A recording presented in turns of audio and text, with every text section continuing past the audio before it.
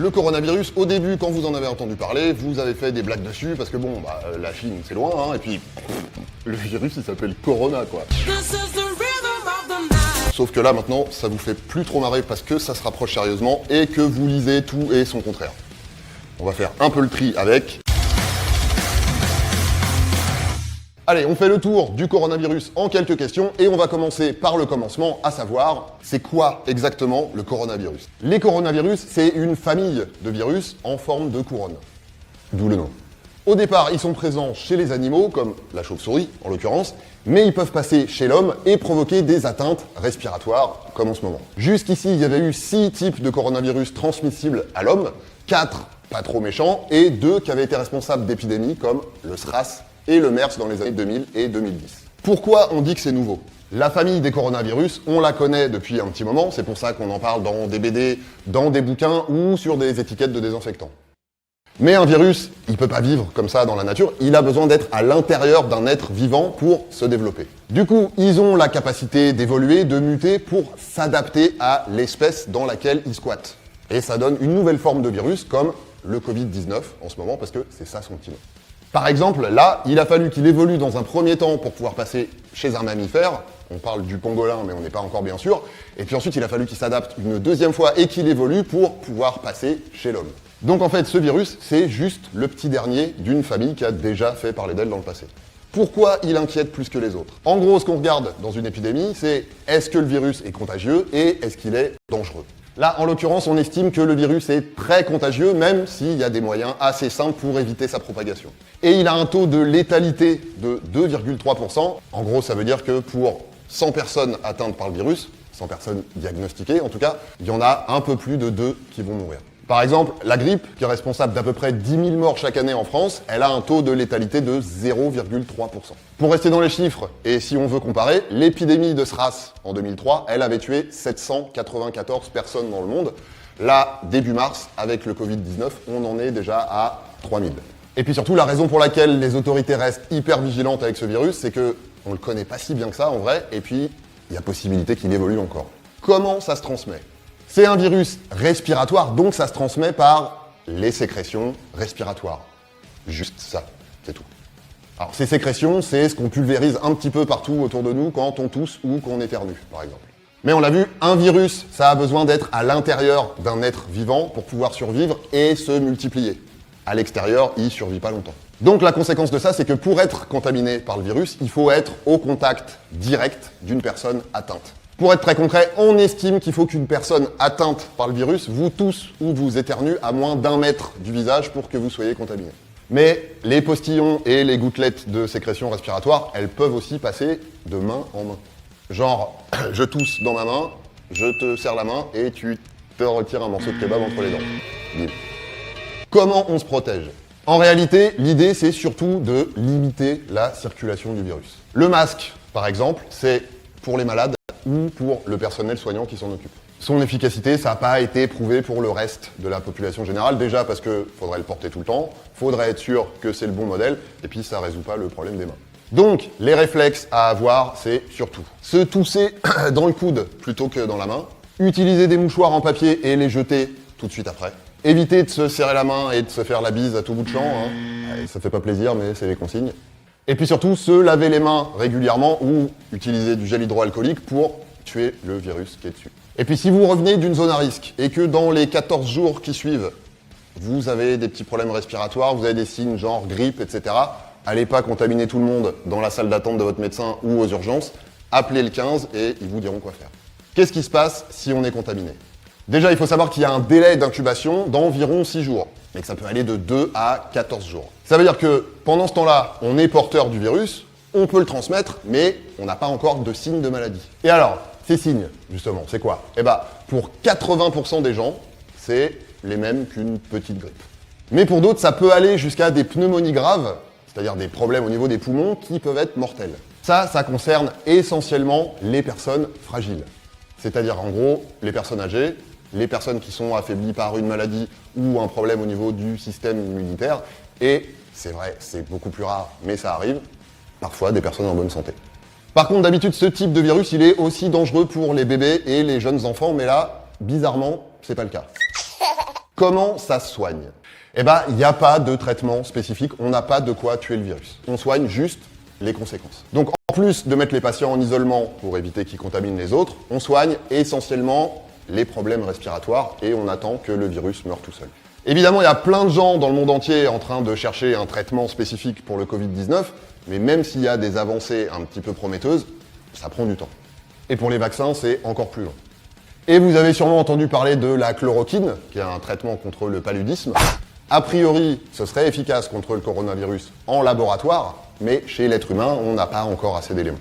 Voilà, ce qu'il faut retenir sur Covid-19, c'est qu'on peut s'en protéger avec des gestes assez simples. On ne sait pas encore tout sur lui, mais il y a pas mal de monde qui le tient à l'œil. Par contre, il peut encore évoluer. Coronavirus, il faut tout éviter. Voilà. Donc il faut éviter de toucher quoi que ce soit parce qu'on sait que le virus peut vivre sur des surfaces inertes. Il faut éviter de se toucher les yeux. Il faut éviter. Bon, on peut pas. C'est pas possible. On peut pas vivre comme ça. C'est un virus qui nous vient de Chine. On ne sait pas très bien comment il est parti de là-bas. On parle beaucoup du pangolin, qui est un animal qu'on mange en Chine. Les coronavirus, il y en a plein les animaux. Sauf que là, il y en a un qui est sorti, qui a muté, c'est-à-dire qui s'est transformé pour pouvoir contaminer les hommes. Les symptômes sont très similaires. On a une fièvre au-delà de 38, des maux de tête, on se sent un peu patraque. On a ce qu'on appelle un syndrome grippal, ce qui nous pose problème à nous médecins parce qu'on ne sait pas si c'est la grippe ou si c'est le coronavirus. Ce qui nous arrangerait, c'est que la grippe, qui est en ce moment en France, s'en aille. Et là, on n'aura plus que le coronavirus, ce qui fait que si on a un syndrome grippal face à un patient, on se dira plus probablement c'est le corona et non pas la grippe.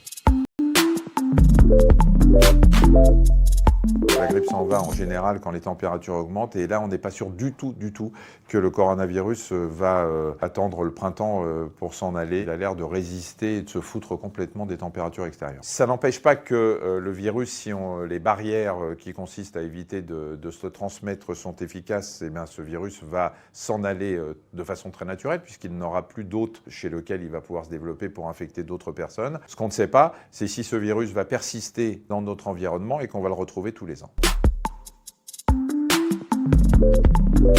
On peut être porteur du virus sans développer de symptômes, c'est ce qu'on appelle des porteurs sains. Ces porteurs sains sont vecteurs du virus, c'est-à-dire qu'on ne ressent aucun symptôme, donc on ne se protège pas. Pourtant, on a le virus dans le nez, dans les postillons, et on va le refiler à tout le monde. C'est un des problèmes qui fait que l'épidémie peut enfler un petit peu.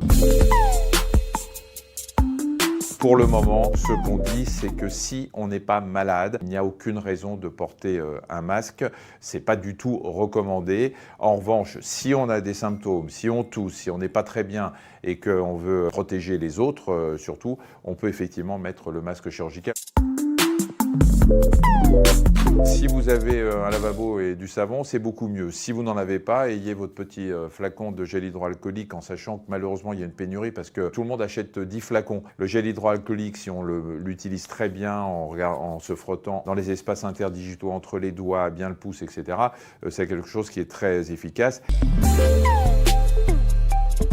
Il n'y a aucun remède naturel, il y a des fake news, il y a des trucs qui se baladent sur Internet qui sont complètement dingues autour de l'ail, du citron, de tout ce que vous voulez. Il n'y a aucun remède naturel. Si vous prenez un remède naturel et que vous êtes face au virus, il va juste avoir un fou rire et il rentrera quand même. Donc ça ne sert à rien.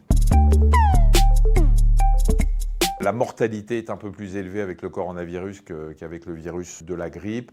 Il y a une plus grande contagiosité aussi à partir du coronavirus. C'est exactement comme pour la grippe. Ce sont des infections pulmonaires qui entraînent des insuffisances respiratoires graves, qui décompensent et qui peuvent entraîner le décès. Ça ne touche aujourd'hui, en tout cas d'après nos connaissances, que les gens qui ont des maladies qu'on appelle une comorbidité en médecine, c'est-à-dire qu'ils ont un état général altéré par d'autres maladies chroniques qui traînent depuis longtemps. On sait aujourd'hui que les diabétiques, que les hypertendus, que les gens qui ont des problèmes cardiovasculaires, que tous ceux qui ont des problèmes respiratoires chroniques sont plus sensibles au coronavirus. On ne sait pas si le fait d'avoir attrapé le coronavirus vous immunise contre une prochaine rencontre avec le coronavirus. En Chine, en tout cas, ils disent que ceux qui ont eu la grippe sont peut-être un peu protégés par rapport au coronavirus, mais ça, c'est encore des données qui ne sont pas sérieusement établies. A priori, quand on rencontre en général un virus, si ce virus ne change pas, on est immunisé. Le système immunitaire va le reconnaître lors d'une prochaine entrée, mais c'est exactement le problème de la grippe. Il suffit d'une petite mutation, d'un petit changement pour que l'organisme ne le reconnaisse pas. Ce qu'on sait aujourd'hui, c'est que les enfants sont moins touché que les adultes. On ne sait pas si c'est parce que l'adulte fait une surréaction quand il est infecté par le virus. On ne sait pas si le système immunitaire de l'enfant qui, lui, est en train de se former est plus efficace pour se débarrasser du virus. On travaille toujours sur un vaccin à partir du génome, c'est-à-dire à partir du matériel génétique du virus. Et c'est à partir de ce matériel génétique et de l'enveloppe du virus qu'on essaye d'établir des vaccins pour injecter la carte d'identité du virus sans qu'on tombe malade, bien évidemment. Il est probable, je pense avec tous les labos qui bossent dessus en ce moment, que dans 6, 8, 10 mois peut-être on ait un vaccin, mais il est fort probable aussi que quand on aura le vaccin, l'épidémie sera partie. Alors si jamais le virus revient, au moins on aura le vaccin. جديد ما هو وكيف بدأ وأين إلى مراحل تطوره والوقاية منه ومن هم الأكثر عرضة للإصابة به وهل له علاج وكيف له أن يؤثر على الاقتصاد العالمي كل الأجوبة في هذا الفيديو. أين بدأ؟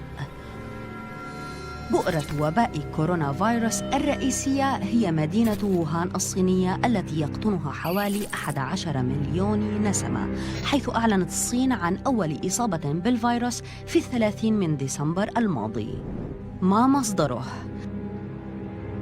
حسب مركز السيطرة على الأمراض والوقاية منها الأمريكية فإن الحالات الأولية مرتبطة بسوق هوانان للمأكولات البحرية في ووهان الذي تباع فيه الحيوانات الحية والميتة طعاما للبشر، وتشير التقارير الأولية أن الخفافيش المصابة هي أساس نشأة وتفشي الفيروس.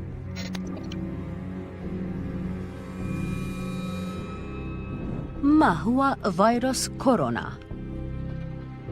فيروسات كورونا فصيلة واسعة الانتشار معروفة بأنها تسبب أمراضاً تتراوح من نزلات البرد الشائعة إلى الاعتلالات الأشد وطأة مثل متلازمة الشرق الأوسط التنفسية ومتلازمة الالتهاب الرئوي الحاد الوخيم. أما الفيروس الجديد فيتمثل في سلالة جديدة من فيروس كورونا لم تكشف إصابة البشر بها سابقاً وفقاً لمنظمة الصحة العالمية. ما هي أعراضه؟ أعراضه الأكثر شيوعاً هي الحمى والسعال وضيق وصعوبة التنفس والتهاب الحلق والصداع، وفي الحالات الشديدة يتطور إلى الالتهاب الرئوي والمتلازمة التنفسية الحادة الوخيمة والفشل الكلوي وصولاً إلى الوفاة. هل له علاج؟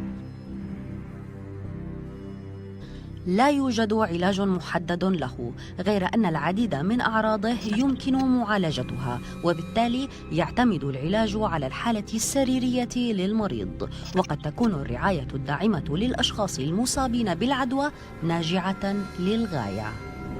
من هم الأكثر عرضة للمرض؟ في معظم الحالات يشعر أصحاب المناعة السليمة والقوية بأعراض أي إنفلونزا، ولكن المهددين عادة هم من يعانون من أمراض في جهاز مناعتهم وكبار السن والأطفال دون 5 أعوام. كيفية الوقاية من الفيروسات؟ غسل اليدين باستمرار بالماء والصابون، وتجنب التواصل المباشر مع الأشخاص المصابين بأي مرض، وتجنب لمس العينين أو الأنف أو الفم من دون غسل اليدين. العمل على تطهير الأسطح التي تتلوث سريعاً، تجنب التعامل المباشر مع الحيوانات، أخذ قسط كاف من الراحة وتناول كمية كبيرة من السوائل.